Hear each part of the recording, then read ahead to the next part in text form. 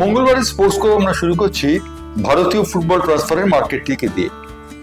আজকের খবর যে ভারতীয় দলের যে দুজন নির্ভরযোগ্য খেলোয়াড় মেহতাব সিং এবং অভিষেক সিং তারা নাকি ইস্টবেঙ্গলের খপ্পর থেকে বেরিয়ে মোহনবাগান সুপার জায়ান্টসে যোগ দিচ্ছেন। এই খবরটিকে কেন্দ্র করে রীতিমতো আলোড়ন উঠে গেছে।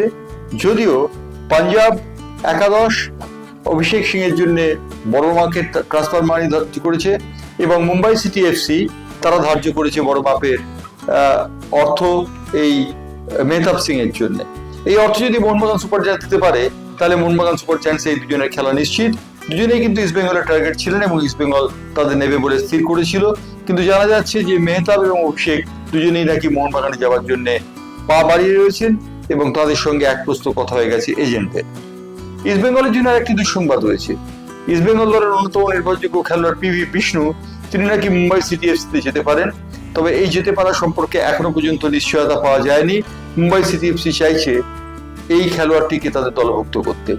ইস্টবেঙ্গল আরেকজন খেলোয়াড়কে টার্গেট করেছিল গোয়া এফসি জয় গুপ্তাকে, কিন্তু জয় গুপ্তা শেষ পর্যন্ত ইস্টবেঙ্গলে যোগ দেবেন কিনা সে সম্পর্কে সন্দেহ দেখা দিচ্ছে, কারণ জয় গুপ্তা চুক্তি রয়েছে গোয়া এফসির সঙ্গে দীর্ঘদিনের এবং সেই দীর্ঘদিনের চুক্তি ভেঙে তারা মানেলো মার্কোসের হাত থেকে রক্ষা পাবে কিনা এই জয় গুপ্তা সে কথা বলা যায় না। এবার আসি ক্রিকেটের খবরে।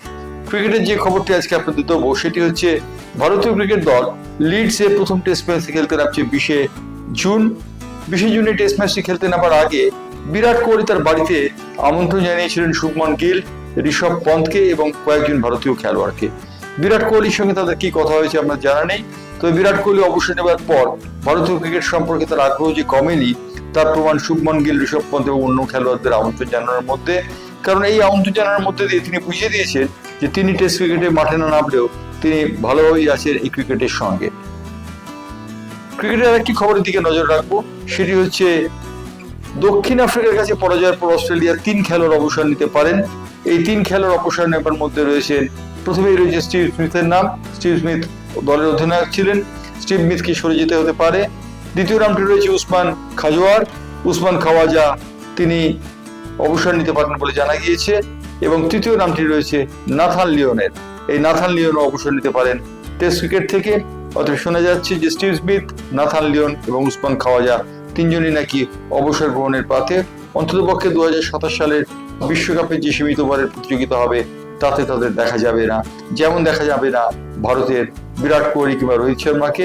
রোহিত শর্মা সম্পর্কে বলা হচ্ছে রোহিত শর্মা রিফ্লেক্স চলে যাবে, তার 40 বছর বয়স হবে 2027 সালের সময়, সেই সময় তিনি খেলতে পারবেন। এবং বিরাট কোহলি সম্পর্কেও একই কথা বলা হচ্ছে, যদিও বিরাট কোহলি টেস্ট ম্যাচ খেলার যোগ্য ছিলেন বলে পরিচয় পাওয়া গেছে। ক্রিকেটের আরেকটি খবরের দিকে চোখ রাখবো, সেটি হচ্ছে গৌতম গম্ভীর সম্পর্কিত খবর। গৌতম গম্ভীর ভিভিএস লক্ষ্মণের দলে প্রত্যাবর্তনের খবরে রীতিমতো উদ্বিগ্ন। তিনি মনে করছেন যে তিনি যে টেস্ট দলের রাজপাট সাজিয়েছেন সেই রাজপাট থামা বসাচ্ছেন লক্ষ্মণ। ভিভিএস লক্ষ্মণকে তাই জন্য তিনি কোচিং করতে দিতে চান না, তিনি নিজে চলে যাচ্ছেন, প্রথম টেস্টের আগেই ফিরে যাচ্ছেন দিল্লি থেকে লন্ডনের উড়ানে। এবং গৌতম গম্ভীর যদি শেষ পর্যন্ত ভারতীয় দলকে কোচিং করান তাহলে ভিভিএস লক্ষ্মণের হাতে কোনো দায়িত্ব থাকবে না, অর্থাৎ গৌতম গম্ভীর কাউকেই ছাড়তে চান না দায়িত্ব, এবং ভিভিএস লক্ষ্মণ সাময়িকভাবে দায়িত্ব নিলেও তার আপত্তি রয়েছে, সেই কারণে তিনি দিল্লি থেকে চলে যাচ্ছেন।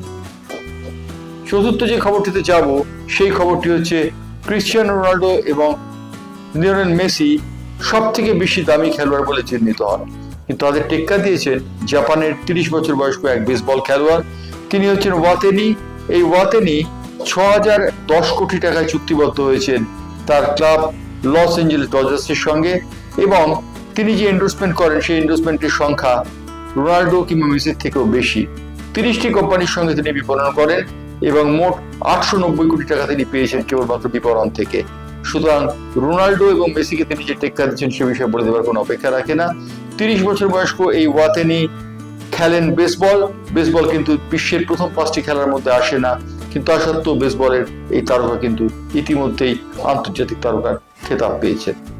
এই কথা বলে স্পোর্টস কোপে আজকের মতো জবনিকে টানবো। স্পোর্টস কোপ নিয়ে আবার ফিরবো আগামীকাল।